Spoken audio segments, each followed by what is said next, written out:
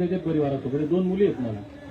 माझं नशीब चांगलं आहे की त्या मुली बायको बिचारे घरचे सगळे भाऊ वगैरे सगळे मंडळी चांगली आहे. तो पण असतं हे जे करते त्यालाच माहिती आहे.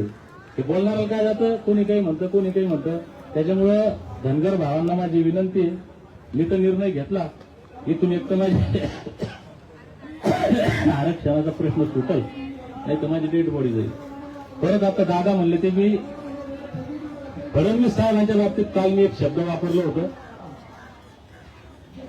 47 जमातीच्या यादीमध्ये नियमानुसार 36 नंबरला धनगर आहेत. फडणवीस साहेबांनी प्रचंड अभ्यास त्याचा केलेला आहे. त्यांनी शब्द दिलेला आहे, तो शब्द पाळावा, आरक्षणाच्या अंमलबजावणीचा मार्ग मोकळा करावा, आम्ही उपोषण सोडतो. किंवा फडणवीस साहेबांनी हे म्हणावं की बाबा रे ते जे होतं 36 नंबर वगैरे वगैरे हे नियमात बसत नाही.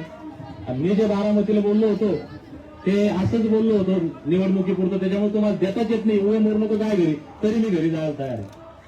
आणि समाजाला हात जोडून विनंती आहे, ज्या ज्या नेत्याला असं वाटत असेल हे आंदोलन चुकीचं आहे, त्या कोणत्याही एका नेत्याने सांगा मी नाव घेत नाही, त्यानं लोकांना संभ्रमित केल्यापेक्षा, समाजाचं डोकं खराब केल्यापेक्षा आणि लेकराबाळांच्या कल्याणाचा हालाडा कमजोर केल्यापेक्षा त्यांनी पुढे येऊन सांगावं दीपक बोराडेचं आंदोलन करणं चुकीचं आहे, तरी मी उपोषण सोडतो. काय सांगू आता? अरे हाऊस नाही ना. बरं हे लोक 10 दिवस झाले परेशान, यायला उपोषण म्हणून आलेलंच नव्हतं मी. 1 दिवस जायचं, 16 तारखेला जयंती करायची, सरकार निर्णय घेणार आहे आपण घरी जाऊ. हे 10 दिवस झाले सगळे लोक प्रत्येक जिल्ह्यातले इथं फुटपाथवर पडले, यायला हाऊस आहे का?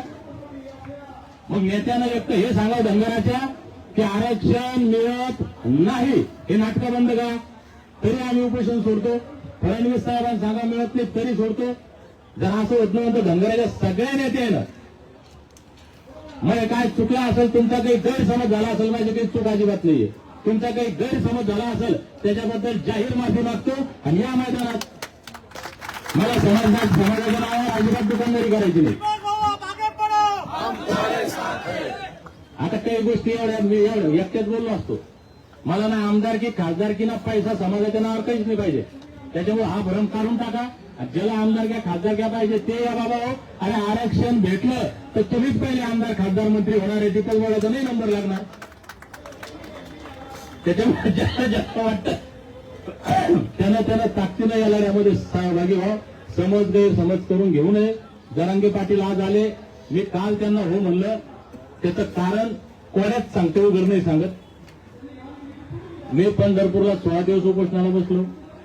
या राज्यातल्या सगळ्या जाती धर्माच्या सगळ्या पक्षांच्या नेत्यांसोबत माझे वैयक्तिक संबंध आहेत. जरांगे पाटील आम्ही ओबीसी म्हणून आमचे दुश्मन आहेत, पुऱ्या ओबीसीला असं वाटतं आमचे दुश्मन आहे. याच जरांगे पाटलांनी पंढरपूरलाही मला फोन केला होता, समर्थन केलं होतं.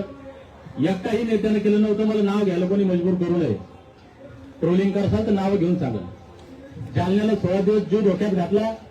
याच धनगरांच्या आणि ओबीसीचे दुश्मन म्हणणाऱ्या जरांगे पाटलांनी मला फोन केला, तब्येतीची काळजी केली. ज्या नेत्यासोबत आम्ही आयुष्य घालवलं ना, एकाही नेत्यानं फोन नाही केला.